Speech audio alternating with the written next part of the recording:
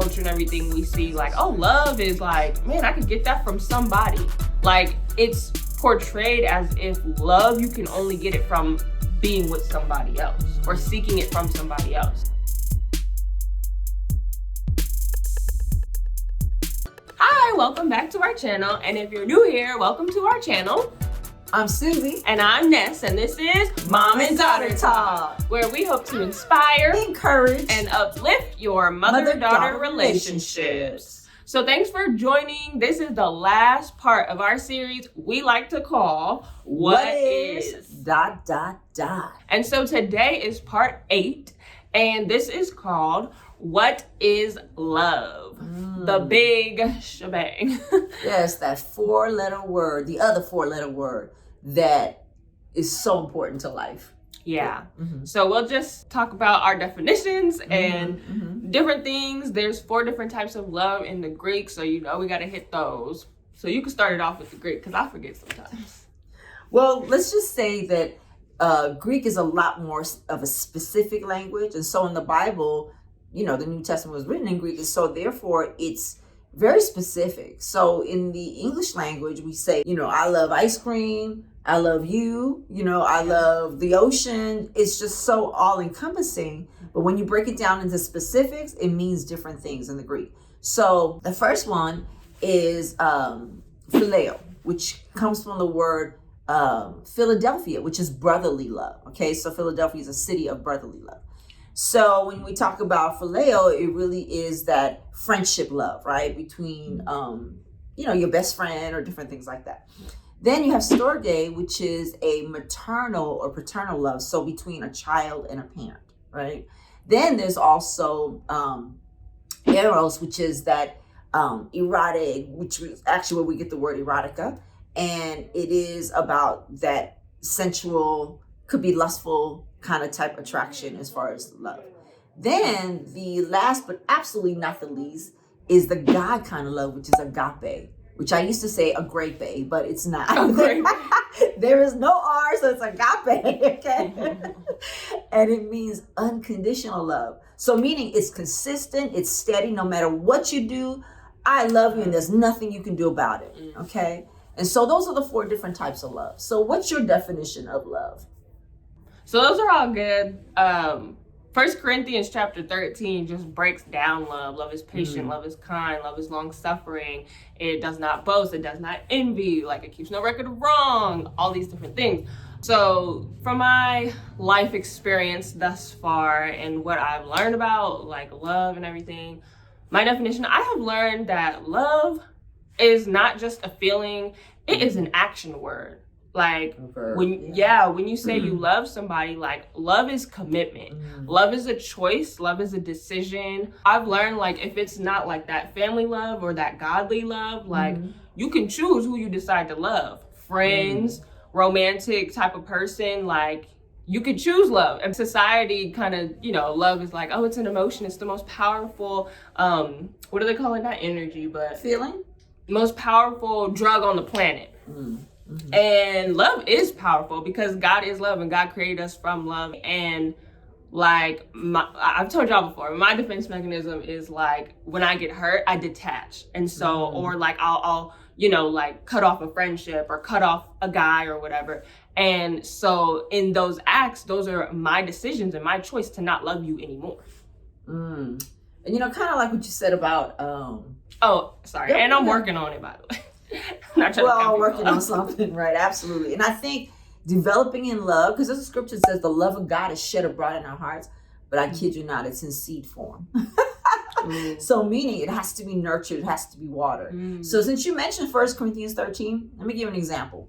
Years ago when I was at this church, there was this girl that used to really get on my nerves. I mean, she was very clingy and needy and wanted to be everyone's friend, but it really was from a place of, like, she didn't have a car at the time. She didn't have much money. And so she almost felt like she used people, right? But she would come up to me. I would kind of like try to avoid her. As I saw her approaching, I tried to talk to somebody else or whatever. But the Lord challenged me that through that situation to put on the word. And what I did with 1 Corinthians 13 is because it says, charity or love. Love is kind, love is patient, etc. So what I did was I took out the word love and I put my name in there. So I said Susie is patient, Susie is kind, and I just went through the whole gamut. And I knew, because I would see her every week at church, that would almost be the litmus test. And over time, I kid you not, she did the exact same thing. She didn't change, but my position and perspective changed. And so therefore, because I watered that seed in me as far as the love of God, because when we become born again, it's there. And see, just because it's an infancy or it's in seed form, don't think that it's not there. Just like when a child is conceived, you know what I mean? You give it time, it's gonna grow into a full-grown human being, right? So I just kept feeding that inside of me throughout the week. And I particularly thought about this particular young lady that was getting on my nerves. And one day at church, she came up to me, like I said, she did the exact same thing. And somehow, like, patience and kindness came out of me. And I remember thinking, whoa, the word is true. It really works when you apply it to your life and really bringing it practical. And so really anything in the word, or because faith comes by hearing and hearing by the word of God, but anything that you feed inside of you. So put your name in there, as far as even things like I'm more than an overcomer. Susie is more than an overcomer. And just really visualizing myself helps me to overcome different situations. But 1 Corinthians 13 has really helped me to stick my name in there and see myself through the eyes of faith. And it really does work. The more you water it and the more you nurture it.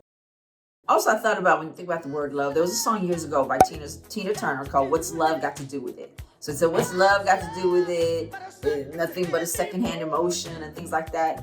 But really, I realized love has everything to do with it, right? If you come to a situation from a perspective and a space and a place of love, it can turn things around. It can really turn things around. And that's mentioned that, God is love and he created us after his image. And so therefore, I think the most powerful force on this earth is love. It's not hate, it's love. And there are times that I've just seen in my personal life when I felt that someone felt a certain way about me. The word says that a soft answer turns away wrath, right? Just really doing things opposite of what your natural tendency may be has really worked.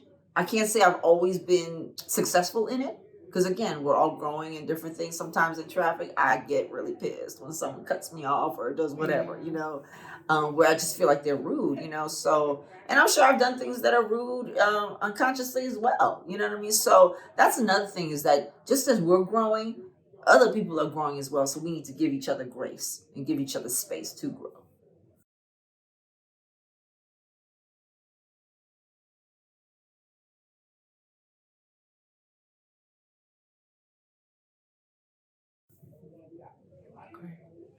I really have nothing to say. Okay. I'm like really mad right now. Why? Not mad, but I'm just like really irritated. Why? Because we're talking about love, and I'm just not walking in love right now, so I feel really fake right Walking in love toward who? Me? now. That too, yeah. Why are you mad at me?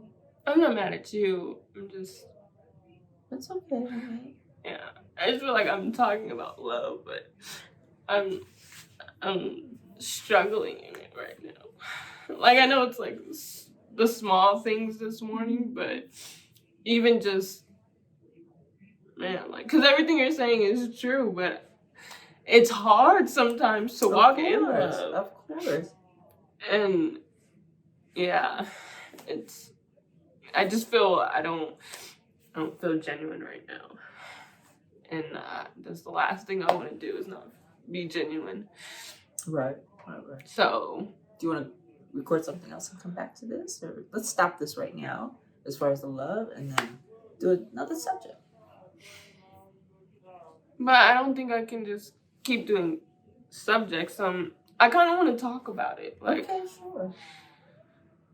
Like, you want to keep recording it though? Mm-hmm. Okay, all right. I need a tissue.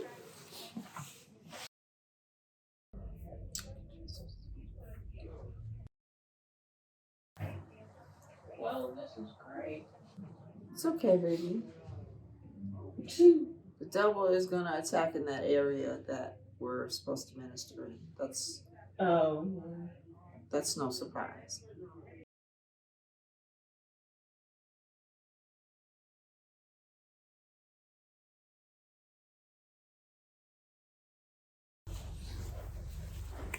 My makeup okay? Mm-hmm. Wait, I'll put this first now.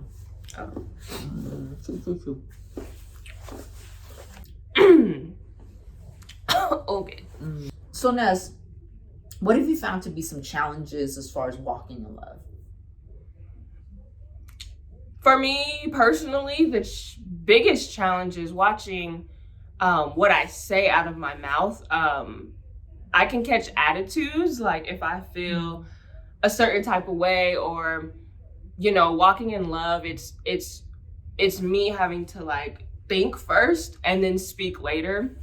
And I know that is like such a basic, a foundational, fundamental thing, but I have learned one of my weaknesses that I'm growing in is when I might have certain expectations of somebody and they may not meet those expectations. And so then I come off like, well, you should have been did this, or you should have been knew that, or why aren't you ready right now? And I've come to learn, like, I didn't communicate my expectations to somebody, so I can't, catch an attitude and walk out of love with them because they never knew that I had this certain expectation of them. So I have to be patient, I have to walk in love, and I have to communicate that this is what I'm expecting from you. So in walking in love, like, that's been a struggle point, like watching what I say and the tone of it and how I say it. And I mean, me and you just kind of went through that this morning and getting ready for YouTube. We had said like last night, like, hey, let's be ready at a certain time. And then it was like 20 minutes before that time. And I just walked in with an expectation of, okay, she's gonna be dressed, makeup's gonna be done. Like, all she's gonna have to do is like put her shoes on. I mean, all she's gonna have to do is like a few little last touches. The only thing she'll have to do is a few little last touches, and we gonna get this thing rolling. But I walked in and she was doing her hair, she wasn't dressed, and we had 20 minutes left. So in my mind, like, in that instant, like when I saw that in the physical, I was like, okay, what is walking in love? Like, it just went over my head. And I just was like, are you almost ready? Like, and so like assuming and all these different things. And so I was definitely walking out of love, and that, I mean, the struggle happens every single day. So it happened today. Yeah. And I think that was a good example where we look at a situation and we look at the surface of it. But in that situation this morning, actually, I was going to be ready in 20 minutes because I had done the different things. I was just fiddling with my hair. That was the last touches for me. And I actually did get ready. But again, I think it's about thinking the best. Oh, as a matter of fact, that's one of the things in 1 Corinthians 13. Love thinks the best of another person, right? Dang, so, and that's the thing. We judge people by their actions, but we judge ourselves by our intentions. So we think, oh, that wasn't my intention. That wasn't my motive. Well, no one can see your motive or your intention. It comes, where your actions have to line up with that. But that was a good example of just maybe not thinking the best or whatever. But again, we do that all the time. And I think another thing that's important is to not take things personally. So what do I mean by that? In business, not taking things personally. That's sometimes easier because you can kind of separate, okay, personal and business. Yeah. But I think in life, sometimes we think really highly of ourselves, and we think, oh, I would never do that. Why would they do that? And, thinking as far like as what you said about assumptions. Yeah. And sometimes we need to kind of take the price tag of ourselves, take the ego down and be like, you know what? Just like when you think, oh, I would never do that. Okay, you may not have done that thing, but you've done other things too that have hurt people again, maybe intentionally or unintentionally. Yeah. So we're not all that great. Look, without the Lord, all of us are wretched and all of us have frailties and things like that. So don't think so highly of ourselves. Yeah. And that's a good point where we may think like, okay, my intentions were good, so I didn't do anything wrong. But then that other person, oh, they did this to me, so they're in the wrong type of thing. And I think we really have to like check ourselves and once again, like surround ourselves with people who can help elevate our mindset even in walking in love and living life out of love. Really, like, things have to be modeled before you or in your surroundings for you to even know what that looks like. Because I know a lot of us, I'm sure, you know, grew up in like crazy type of homes or around friends who we've had for years, and it's like, yo, I got history with this person, so I'm not gonna let them go, but they may be walking in a whole different type of way that you're trying to live your life. So, you know, it's hard decisions to sometimes like step away from others who aren't walking in love, who aren't elevating your mindset and helping you to transform in a whole new way. Love is no easy task. The culture, I mean, when I was a teenager, they got me too. The culture got me where it's like, love is a feeling, it's an emotion, like you just go to somebody's bed and you get loved that way. Society and culture doesn't really promote singleness. Singleness is bomb, okay? Because when you walk in love, like, you have to love yourself first before you can even love somebody else. Like, that's foundational. That is number one. But like, culture doesn't tell us being single is the bomb, being single is great, it's dope. Like, they're like, you have to get with somebody and be in a relationship goals in order to feel fulfilled, in order to feel whole. You know, two halves coming together makes a whole. No, one whole person in their singleness, another whole person in their singleness creates a whole marriage that is just filled with love. And, you know, when you have things that you're working on in your singleness and you're learning how to love yourself and walk in love, like, if two people are doing that and they come together in dating, courting, marriage, all of that, just know what issues you have are going to just be highlighted. They're going to be elevated when you're in a relationship with somebody else who you cannot detach from in marriage, you know? Yeah. And when you say about singleness being bomb, I think you can say that with assurance because you really embraced the season that you're in right now, right? Oh, yeah. So again, I always say you got to know what season you're in, right? And so if you are in a season of singlehood, guess what? Embrace it, use that time to develop some things that you can probably not develop once you're married. Because once you're married, guess what? You're no longer single. So there were things that I wanted to do when I was single in my 20s where I wanted to be a missionary abroad. But then I ended up getting married in my 20s and then having children and things like that. It just changed.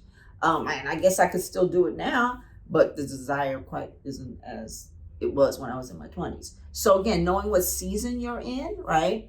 And my point was that when circumstances change, it's not as readily easy to do those things that you wanted to do. So I too am in a season of singlehood, different ages, different time period in our life, but really some of the principles are the same. And I think the foundation, if you're in a season of singlehood, is self-love. It really is about knowing yourself. It's about centering yourself, getting to know what the Creator has said about you, right? And really embracing that time. Mm-hmm.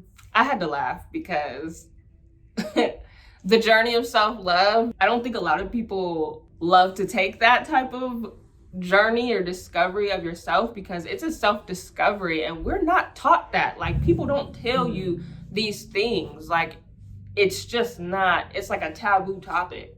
Just like finances are a taboo topic or, you know, what have you. It's a journey. And I think because culture and everything we see, like, oh, love is like, man, I could get that from somebody. Like, it's portrayed as if love, you can only get it from being with somebody else or seeking it from somebody else. Nothing within yourself or what have you. So that's just a great point.